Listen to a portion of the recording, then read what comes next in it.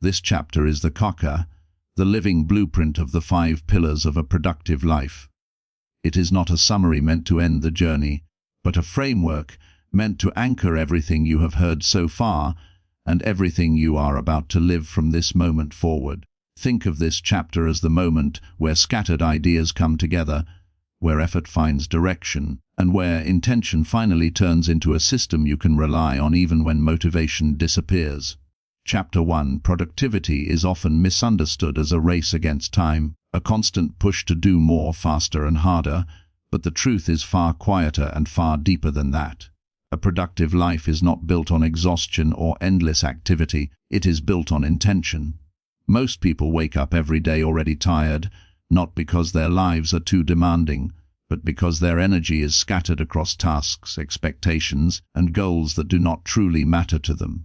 They confuse movement with progress and business with purpose, and over time this confusion creates frustration, burnout, and a lingering sense that life is slipping away without real meaning. This book begins by challenging that misunderstanding. Productivity at its core is about alignment between what you value and how you live, between what you desire and what you consistently do. When your actions are aligned with your inner priorities, even small efforts begin to feel powerful, and even quiet days contribute to long-term growth. The problem is not a lack of time or ability. The problem is living without a clear framework. Without a framework, you react instead of choose, rush instead of focus, and chase instead of build. Many people spend years working hard only to look back and realize they were climbing the wrong ladder, driven by pressure rather than purpose. True productivity starts when you pause long enough to ask yourself what kind of life you are actually trying to build. It asks you to replace autopilot living with conscious direction. This does not mean abandoning ambition. It means refining it. It means understanding that success without balance is fragile and progress without meaning is empty. In this chapter, you are invited to let go of the belief that productivity must feel heavy or painful to be real. Instead, productivity can be calm, structured, and deeply satisfying when it is rooted in clarity. When you know what matters, your mind stops fighting itself.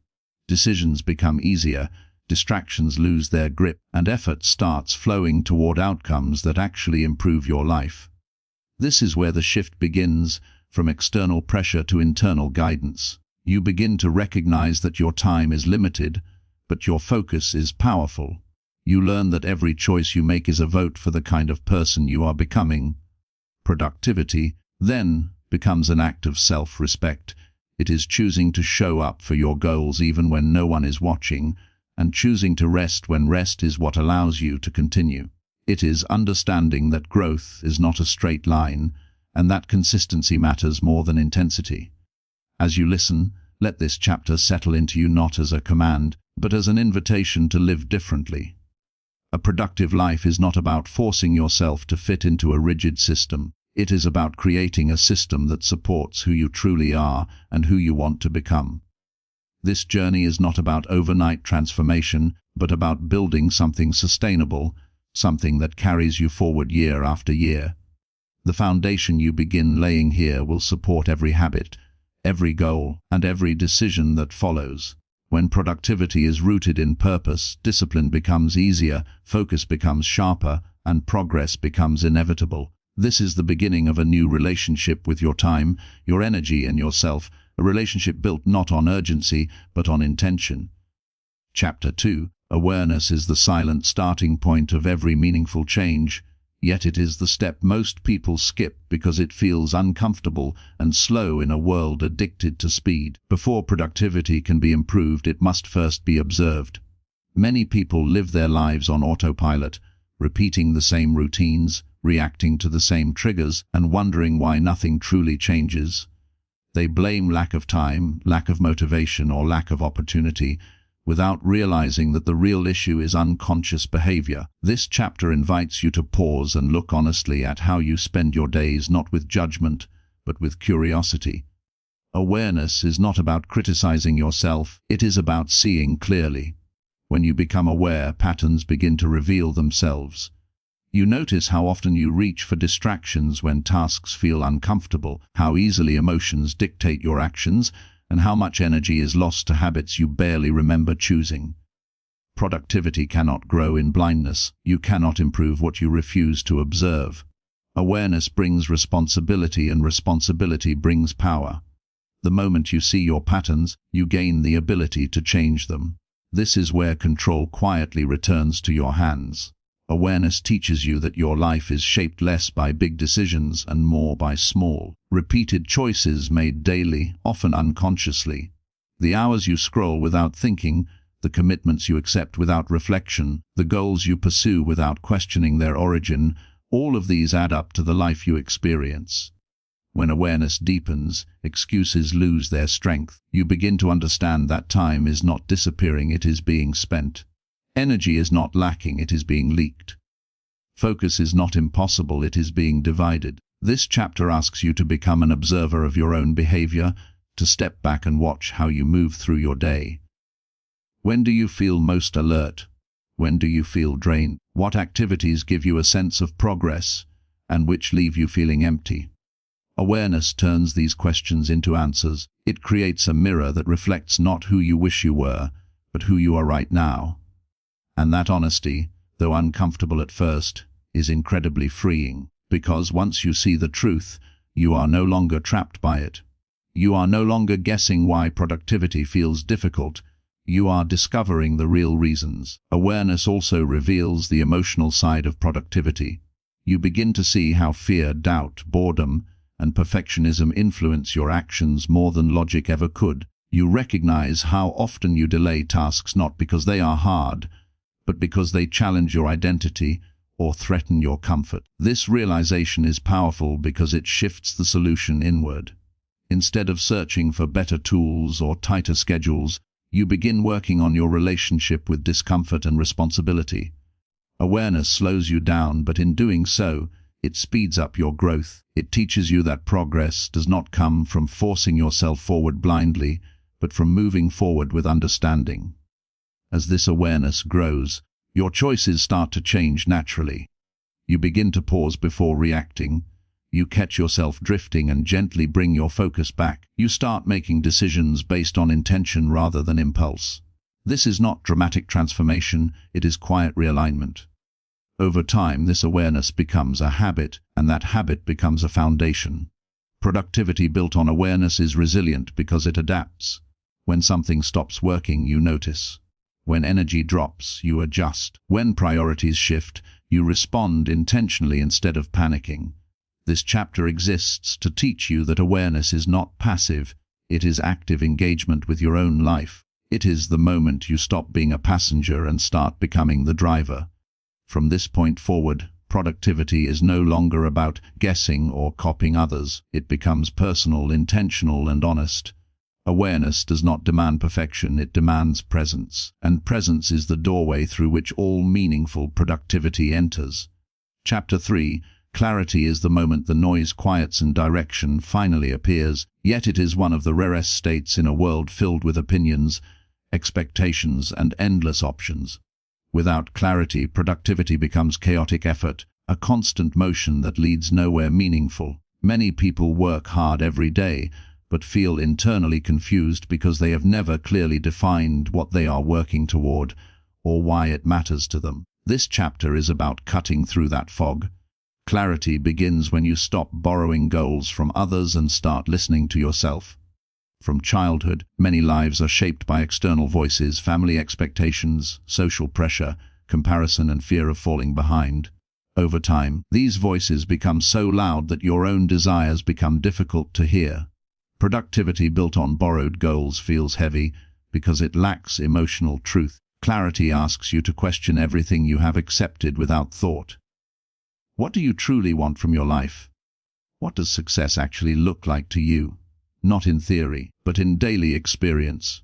These questions are uncomfortable because they demand honesty, but they are essential because they create alignment. When clarity is present, the mind stops pulling in opposite directions. You no longer feel torn between what you should do and what you want to do, because the two begin to overlap. Clarity simplifies decisions. Instead of evaluating every opportunity emotionally, you measure it against your defined priorities. If it supports your vision, you move forward. If it distracts from it, you let it go. This is not restriction, it is freedom. Clarity gives you permission to say no without guilt and yes without hesitation. It transforms productivity from constant effort into focused action. When you are clear, even difficult work feels lighter because it has a reason. This chapter also reveals that clarity is not a one-time achievement, it is a practice. Life changes, and so do your values, responsibilities, and dreams. Clarity requires regular reflection, a willingness to adjust your direction as you grow. Many people resist this because they fear uncertainty, but avoiding clarity creates far more confusion in the long run. Clarity does not promise certainty, it provides orientation. It gives you a compass, not a map. With a compass, you may not know every step ahead, but you always know which direction to move. Productivity thrives on this sense of direction. Without it, motivation fades quickly because effort feels random. With it, even slow progress feels meaningful. Clarity also protects your energy. When you know what matters most, you stop wasting time on distractions disguised as obligations. You begin to see that not everything deserves your attention, and not every problem is yours to solve. This awareness creates mental space. In that space, focus strengthens, discipline becomes more natural, and stress begins to decrease. Clarity aligns your internal world with your external actions. You stop living reactively and start living intentionally. This chapter invites you to replace vague wishes with defined intentions.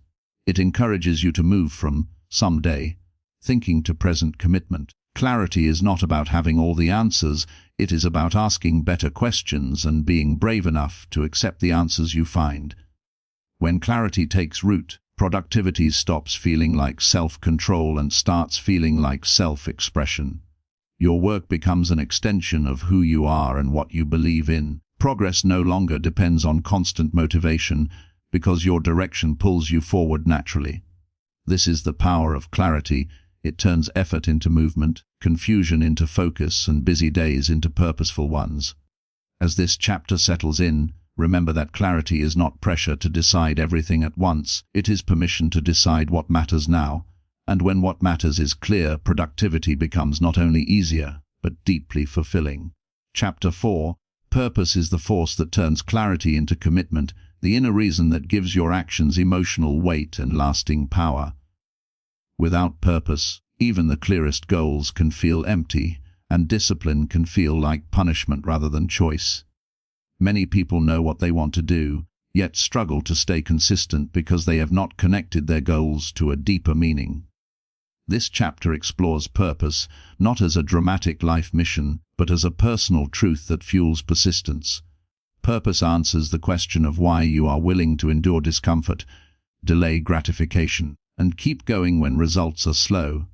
It is what keeps you moving when motivation fades and circumstances become challenging. Purpose transforms productivity from a mechanical routine into a meaningful practice. When you understand why your work matters, effort feels justified, and sacrifice feels temporary instead of endless.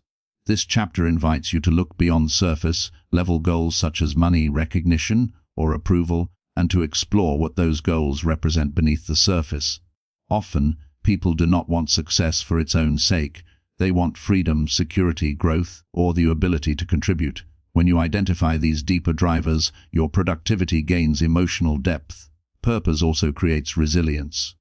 When obstacles appear, a clear purpose reminds you why quitting is not an option. It anchors you during moments of doubt and keeps you steady when progress feels slow. Without purpose, challenges feel like signs to stop. With purpose, they feel like tests to grow. This chapter emphasizes that purpose does not need to be grand or universal. It does not have to impress anyone else. It only needs to be real to you. A quiet purpose can be just as powerful as a bold one. Purpose might be providing stability for your family, becoming stronger mentally, or proving to yourself that you can follow through. What matters is that it resonates deeply enough to influence your daily choices. Purpose also shapes how you use your time. When your purpose is clear, distractions lose their appeal because they do not align with what you are trying to build. you begin to treat your time with respect, understanding that each hour invested is an expression of what you value most. Productivity then becomes a reflection of identity. You act in ways that are consistent with the person you believe yourself to be. This alignment reduces inner conflict. You stop negotiating with yourself because your actions make sense on an emotional level. This chapter also reminds you that purpose evolves. What drives you today may change as your life changes, and that evolution is not a failure, it is growth. Revisiting your purpose allows you to stay aligned rather than trapped in outdated goals. Purpose keeps productivity flexible and human, preventing it from becoming rigid or obsessive.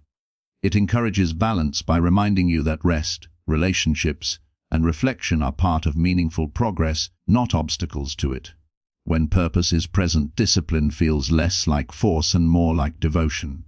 You show up not because you are afraid of failure, but because you are committed to something larger than temporary comfort. This chapter invites you to reconnect with the reasons behind your effort and to let those reasons guide your behavior. Purpose does not guarantee success, but it guarantees direction. It ensures that even when outcomes are uncertain, your actions remain meaningful. As this chapter concludes, remember that productivity powered by purpose is sustainable.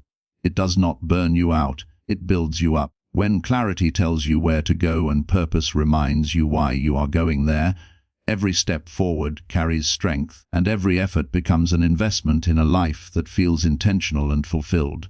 Chapter 5. Discipline is often misunderstood as harsh control or rigid self-denial, but in truth it is an expression of self-respect and trust built over time. Without discipline, even the strongest purpose remains only an idea, and the clearest plans fail to materialize. This chapter reframes discipline not as something you force upon yourself, but as something you practice gently and consistently. Discipline is the ability to act in alignment with your intentions regardless of mood, motivation, or temporary emotion. Many people wait to feel ready before they begin, believing that motivation must come first, yet motivation is unreliable and fleeting. Discipline, on the other hand, is stable. It shows up on ordinary days, not just inspired ones. It is built through small, repeatable actions that reinforce your belief in yourself. Every time you follow through on a commitment, no matter how small, you strengthen the relationship you have with your own word. This chapter emphasizes that discipline grows from simplicity. You do not need extreme routines or perfect schedules, you need consistency.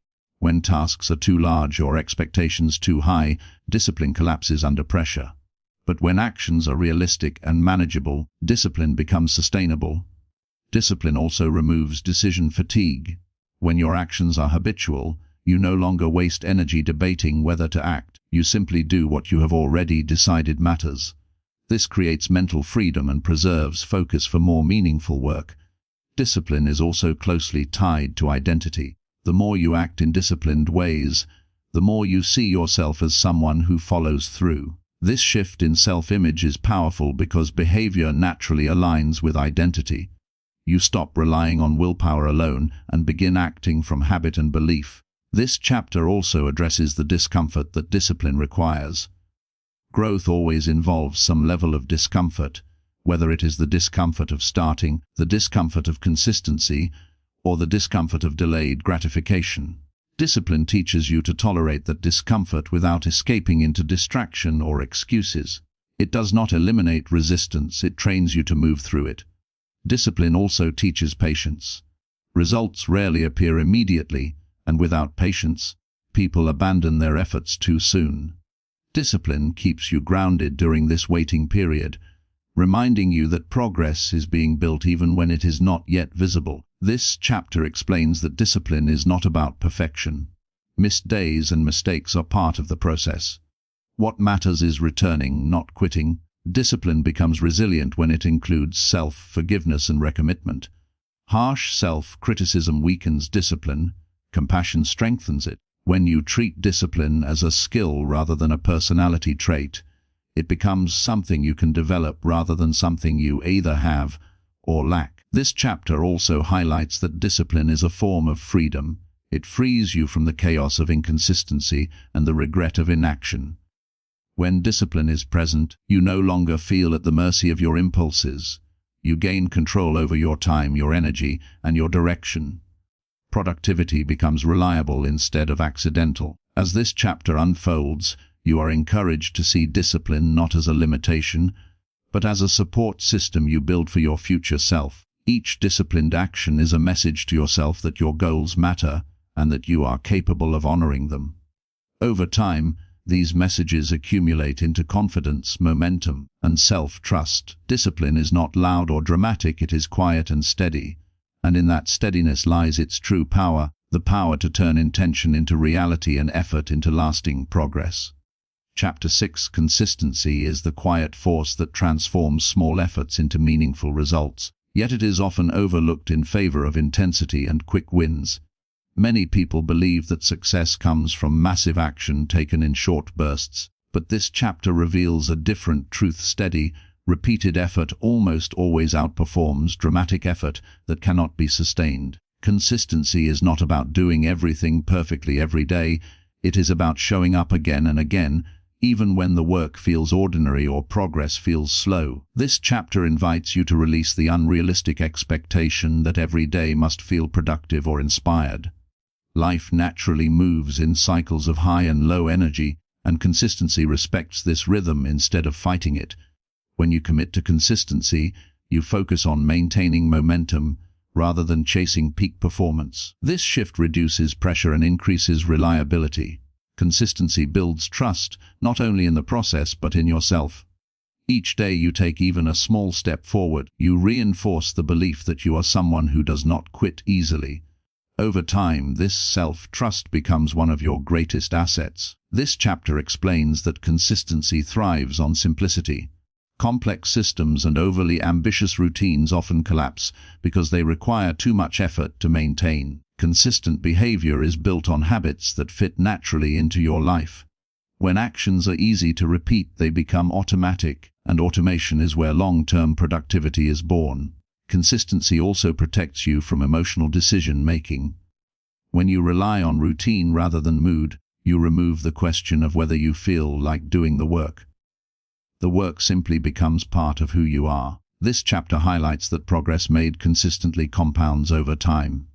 Small improvements, repeated daily, create exponential growth that is often invisible at first, but powerful in the long run. Many people quit during this invisible phase because they mistake lack of immediate results for failure. Consistency teaches patience and long-term thinking. It encourages you to trust the process even when rewards are delayed. This chapter also addresses setbacks. Consistency does not mean never failing, it means never stopping. Missing a day is not the end of the journey, refusing to return is. Consistent people recover quickly because they see mistakes as interruptions, not conclusions. This mindset prevents discouragement from turning into abandonment. Consistency also creates identity alignment. The more you act consistently, the more your behavior reinforces the person you believe yourself to be. You stop trying to become productive and start living as a productive person. This chapter emphasizes that consistency brings balance to productivity. It discourages burnout by favoring sustainable effort over extreme sacrifice. When you work at a steady pace, you preserve your energy and maintain enthusiasm over time. Consistency allows you to build a life that progresses without constant stress or urgency. As this chapter unfolds, you are encouraged to redefine success not by how much you accomplish in a single day, but by how reliably you move forward over months and years. Consistency turns discipline into habit and habit into identity. It ensures that productivity becomes a lifestyle rather than a struggle. In the end, consistency is not impressive in the moment, but it is unstoppable over time. Through consistency, ordinary actions gain extraordinary power, and a productive life is built not in leaps, but in steady, deliberate steps forward. Chapter 7: Focus is the rare skill that turns effort into impact. Yet in a world filled with constant notifications, endless information, and competing demands, it is the ability most under attack. Many people feel busy all day, but reach the end of the day feeling unsatisfied because their attention was fragmented into dozens of shallow moments instead of invested into a few meaningful ones. This chapter explores focus not as a talent you are born with, but as a discipline you cultivate. Focus begins with the decision to be present with one task at a time. When attention is divided, quality suffers and progress slows, even if hours are spent working. This chapter invites you to recognize that multitasking is often a hidden form of procrastination, creating the illusion of productivity while avoiding deep effort. True focus requires discomfort because it demands that you stay with a task long enough to confront difficulty, boredom, and self-doubt. Many distractions exist not because they are urgent, but because they offer easy escape from mental resistance. Focus teaches you to resist that escape and to sit with the work until clarity emerges. This chapter emphasizes that focus is less about concentration and more about elimination. To focus well, you must remove unnecessary inputs, commitments, and interruptions. Every notification you allow, every unnecessary obligation you accept, steals a piece of your attention. Focus grows stronger when you intentionally protect your mental space. This chapter also reveals the connection between focus and value. You naturally focus more easily on what you consider important. When focus is weak, it is often because priorities are unclear or emotionally disconnected. As clarity and purpose deepen, focus follows naturally.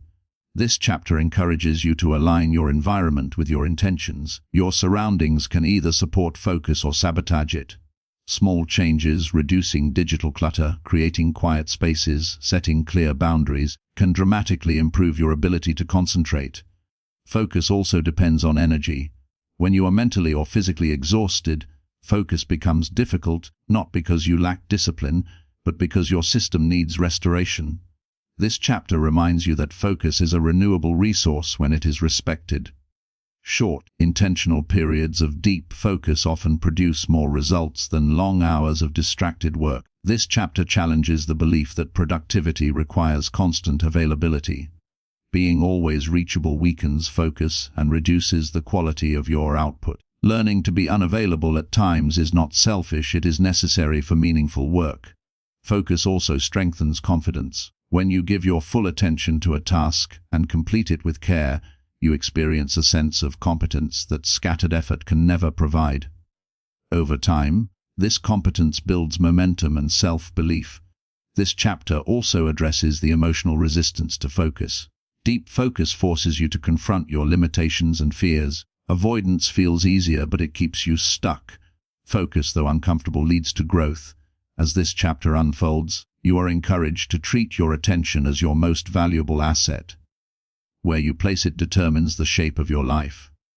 Focus is not about doing more things, it is about doing fewer things better. When focus becomes a habit, productivity becomes powerful, efficient, and deeply satisfying. In a distracted world, the ability to focus is not just a skill, it is an advantage that transforms ordinary effort into extraordinary results. Chapter 8. The ability to say no is one of the most powerful and overlooked skills in building a productive life, because every yes you give carries a hidden cost. Many people struggle not because they lack discipline or focus, but because they are overcommitted to things that do not truly matter to them. This chapter explores how productivity is shaped as much by what you refuse as by what you accept. Saying no is not an act of rejection, it is an act of alignment. When you say yes to everything, you dilute your time, energy, and attention until nothing receives your best effort. This chapter invites you to examine how often you agree out of guilt, fear, habit, or the desire for approval rather than genuine intention. Over time, these automatic yeses create lives that feel crowded and overwhelming. Productivity suffers because energy is spread too thin. Learning to say no begins with clarity. When you know your priorities, it becomes easier to recognize which requests, opportunities, and distractions do not support them. This chapter emphasizes that boundaries are not barriers, they are filters. They protect what matters most from being consumed by what matters least. Saying no also requires emotional strength. Many people fear disappointing others or being seen as selfish. This chapter reframes that fear by reminding you that constantly sacrificing your priorities for others eventually leads to resentment, burnout, and poor performance. A thoughtful no given with respect is far healthier than a resentful yes. This chapter also explores how saying no creates space. Productivity requires margin, time to think, rest, and work deeply. When your schedule is full, your mind becomes cluttered. By saying no, you create breathing room where focus and creativity can thrive. This space is not empty, it is intentional. It allows you to show up fully for the commitments you choose to keep. This chapter highlights that saying no is a skill that improves with practice. The first no may feel uncomfortable, but each one strengthens your confidence and reinforces your values. Over time, saying no becomes less about avoidance and more about direction. You begin to see that your time is not infinite and that protecting it is a form of responsibility, not selfishness. This chapter also addresses internal boundaries. Saying no is not only about declining external requests, it is also about resisting internal impulses. Saying no to distractions, procrastination, and unnecessary perfectionism is just as important as saying no to people. This inner discipline allows you to stay aligned with your goals even when temptation arises. As this chapter unfolds, you are encouraged to redefine productivity as intentional commitment rather than constant availability. You do not need to do everything to be successful, you need to do what matters most with care and consistency. Saying no clarifies your yeses. It makes them stronger, more meaningful, and more sustainable. When you master the art of saying no, productivity becomes simpler. Your life becomes less crowded, your work becomes more focused, and your energy becomes more stable. In learning to say no, you are not closing doors, you are choosing the right ones to walk through. Chapter 9. Energy is the invisible currency behind every productive action, yet it is the factor most people ignore while trying to manage time, schedules, and goals. This chapter shifts the focus from doing more to sustaining yourself better, because productivity collapses when energy is depleted, no matter how strong your discipline or clarity may be. Many people believe they are unproductive when in reality they are simply exhausted, physically, mentally, or emotionally. Energy determines the quality of your focus, the strength of your discipline, and the consistency of your effort. Without energy, even simple tasks feel heavy, and motivation becomes fragile. This chapter invites you to understand that your body and mind are not machines designed for constant output. They require care, rhythm, and recovery. Productivity that ignores energy leads to burnout, frustration, and eventually disengagement from goals that once mattered deeply. Managing energy begins with awareness of how it rises and falls throughout your day. Everyone has natural peaks and valleys, and respecting these rhythms allows you to work with yourself instead of against yourself. This chapter emphasizes that rest is not the enemy of productivity, it is a necessary component of it. Rest restores clarity, sharpens focus, and renews emotional resilience. When rest is neglected, productivity becomes forced, and forced effort rarely lasts. Energy is also deeply connected to physical habits such as sleep, nutrition, movement, and hydration. These are not lifestyle luxuries, they are productivity tools. When your body is cared for, your mind becomes more stable and responsive. This chapter also explores emotional energy, which is often drained by unresolved stress, negative self-talk, and constant pressure. Carrying emotional weight consumes focus and reduces your capacity to engage fully with your work. Learning to manage stress, set emotional boundaries, and practice self-compassion protects this vital form of energy. Mental energy is another critical element. Constant decision-making, multitasking, and information overload drain mental reserves quickly. This chapter encourages simplifying choices, creating routines, and limiting unnecessary inputs to preserve mental strength. When mental energy is protected, focus becomes easier and creativity flows more naturally. This chapter also challenges the belief that pushing harder is always the solution. Sometimes the most productive action is stepping back, resetting, and returning with renewed strength. Energy-aware productivity is sustainable productivity. It allows you to show up consistently without sacrificing your well-being. This chapter highlights that managing energy is an act of responsibility, not indulgence. When you protect your energy, you protect your ability to contribute, create, and grow over the long term.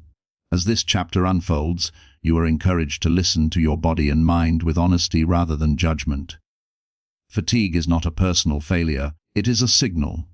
Ignoring that signal leads to breakdown, while responding to it leads to balance. When energy is prioritized, productivity becomes lighter and more natural. Effort feels intentional rather than draining. Progress becomes steady instead of forced. This chapter reminds you that a productive life is not built by exhausting yourself today, but by sustaining yourself for tomorrow. Energy is the foundation that allows all other pillars to stand strong, and when it is respected, productivity becomes not just effective, but humane and lasting. Chapter 10. Mental resilience is the inner strength that allows you to keep moving forward when life doesn't go as planned, and it is one of the most essential yet overlooked components of a productive life. Productivity is not a straight path, and this chapter exists to prepare you for the inevitable setbacks, failures, delays, and emotional storms that test your commitment to your goals. Resilience is not about pretending to be unaffected or never falling. It is about getting back up, adapting, and continuing with wisdom and strength. Many people quit not because they lack talent or potential, but because they have never learned how to handle disappointment, uncertainty, or internal pressure. This chapter invites you to see that real productivity is not built in perfect conditions. It is built in messy, unpredictable reality where plans fail and emotions fluctuate. Resilience is what helps you move through resistance without losing belief in your purpose. It is the mindset that says, "I may feel tired, but I will still show up," or "This didn't work, but I will try another way." It's the decision to bend without breaking. This chapter teaches that resilience begins with acceptance that challenges are a normal part of any meaningful journey. When you stop expecting everything to go smoothly, you reduce the shock and disappointment when problems arise. This mental shift doesn't make obstacles easier, but it makes them less threatening. Resilience also means releasing the need for constant control. Productivity often collapses when we try to force every outcome and panic when things deviate from the plan. Resilience, however, is flexible. It allows you to pivot, to adjust, and to find alternative routes without giving up the destination. This adaptability keeps momentum alive even when the original plan is no longer viable. Another key part of mental resilience is managing your inner voice. The way you speak to yourself during setbacks determines whether you spiral or grow. Harsh self-criticism weakens you, while self-compassion strengthens your ability to recover. This chapter emphasizes that being kind to yourself in failure is not weakness, it is intelligent. When you support yourself emotionally, you make space for problem solving instead of punishment. Resilience also depends on long-term vision. When you are connected to a greater purpose, short-term difficulties lose their power to derail you. You begin to see failure not as the end, but as feedback. You learn, adapt, and continue. Every setback becomes part of the story, not the final chapter. This mindset keeps you grounded when circumstances feel out of control. This chapter encourages building habits that support resilience, such as journaling, mindful reflection, or regular check-ins with yourself. These practices help you stay connected to your emotional state and respond consciously rather than react impulsively. Emotional awareness is a key tool in staying resilient. It helps you notice when stress is building, when motivation is fading, and when rest is needed, not as a sign of weakness, but as an act of maintenance. Mental resilience also thrives in environments of support. Surrounding yourself with people who encourage growth, who remind you of your strengths, and who hold space for your struggles without judgment, reinforces your ability to stay grounded during storms. This chapter reminds you that resilience is not a trait you either have or lack. It is a skill you build through repetition. Every time you push through doubt, every time you try again after failing, every time you keep going despite fear, you are training your resilience. Over time, these moments accumulate and build emotional muscle. Productivity becomes stronger because it is no longer based on perfect conditions, but on your growing ability to navigate imperfect ones. As this chapter comes to life, you are reminded that resilience is not about being fearless. It's about being willing to keep going even when fear is present. It is about showing up not only when things are easy, but especially when they are not. In that decision to continue day after day, you discover your true power. And it is this inner power, quiet, steady, and unbreakable, that transforms temporary effort into lifelong progress. Chapter 11. Reflection is the process that turns experience into wisdom, and without it, even the hardest work can lose its value. Many people move quickly from one task to the next, one goal to another, without ever stopping to ask what is actually working and what is not. This chapter exists to slow you down just enough to move you forward with intelligence rather than repetition. Productivity without reflection becomes mechanical, while productivity with reflection becomes intentional. Reflection allows you to look at your actions honestly, not to judge yourself, but to understand yourself. It is the moment where you step back from doing and begin learning. This chapter emphasizes that growth does not come from experience alone, it comes from examined experience. You can repeat the same year of effort many times and still feel stuck if you never pause to evaluate your direction. Reflection helps you recognize patterns in your behavior, decisions, and results. You begin to see what drains your energy, what strengthens your focus, and what habits quietly support your progress. This awareness gives you the power to refine your approach instead of starting over every time something fails. Reflection also helps you separate effort from effectiveness. Working hard does not always mean working well, and reflection reveals where your energy is producing results and where it is being wasted. This chapter invites you to replace self-blame with self-inquiry. Instead of asking, "What's wrong with me?" you begin asking, "What can I learn from this?" That single shift changes everything. Reflection creates emotional maturity. It allows you to process disappointment, celebrate progress, and recalibrate expectations. When reflection is absent, mistakes feel personal and success feels accidental. When reflection is present, mistakes become teachers and success becomes proof. This chapter also highlights that reflection is not about dwelling on the past. It is about using the past to inform the future. Healthy reflection looks forward as much as it looks back. It asks how today's lessons can improve tomorrow's actions. This forward-facing mindset keeps reflection from turning into regret. Reflection also strengthens accountability. When you regularly review your choices, you stop outsourcing responsibility to circumstances or other people. You begin to see where you had control and how you can use it better next time. This sense of ownership increases confidence rather than pressure, because it reminds you that change is possible. Reflection also deepens alignment. As you reflect, you notice whether your actions match your values and goals. When they don't, reflection gently brings you back into alignment without shame. This chapter encourages creating simple reflection practices, quiet moments of review at the end of the day, week, or month, where you ask what moved you forward, what held you back, and what you want to adjust. These small pauses prevent large detours. Reflection also builds patience. When progress feels slow, reflection reveals how far you've come and prevents discouragement. It reminds you that growth is often subtle before it becomes visible. This chapter also explains that reflection strengthens self-trust. The more you understand your patterns, the less you rely on guesswork. You make better decisions because they are informed by experience rather than impulse. Reflection turns productivity into a learning system instead of a rigid routine. As this chapter unfolds, you are invited to treat your life as an ongoing experiment, not a test you must pass. Reflection keeps you curious rather than critical. It allows you to evolve without losing momentum. In the end, reflection is what ensures that productivity remains meaningful. It keeps you growing not just faster, but wiser. When you reflect regularly, every effort, successful or not, moves you forward. And in that continuous learning, you build a life that is not only productive, but deeply intentional and aware. Chapter 12. Growth is the natural result of consistent effort guided by awareness, yet many people unknowingly block their own growth by chasing perfection instead of progress. This chapter exists to release you from the pressure of getting everything right, and to reconnect you with the truth that improvement is always gradual, uneven, and deeply human. Productivity often collapses when people expect flawless execution, because perfection creates fear of starting, fear of failing, and fear of being seen as inadequate.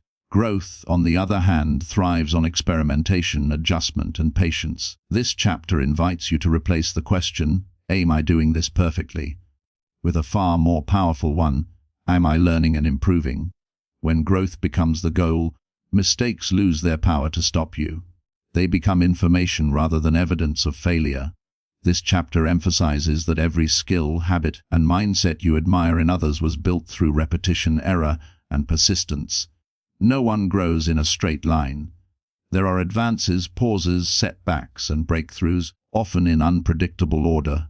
Growth requires allowing yourself to be a beginner, to be imperfect, and to be in progress. This is uncomfortable because the ego prefers certainty and control, but real productivity demands humility, the willingness to accept that you are always learning. This chapter also explores how growth depends on feedback. Without feedback, you repeat the same behaviors blindly. Feedback can come from results, reflection, or other people, and while it may be uncomfortable, it is essential for refinement. Growth-oriented productivity welcomes feedback instead of resisting it. This chapter highlights that growth is cumulative. Small improvements, applied consistently, reshape your abilities and confidence over time. You may not notice the change day to day, but when you look back, the difference is undeniable. This understanding protects you from impatience. Growth teaches you to trust the process even when progress feels slow. This chapter also addresses comparison, one of the greatest enemies of growth. When you measure yourself against others, you lose sight of your own journey. Growth is personal. It happens at different speeds for different people, shaped by unique circumstances and experiences.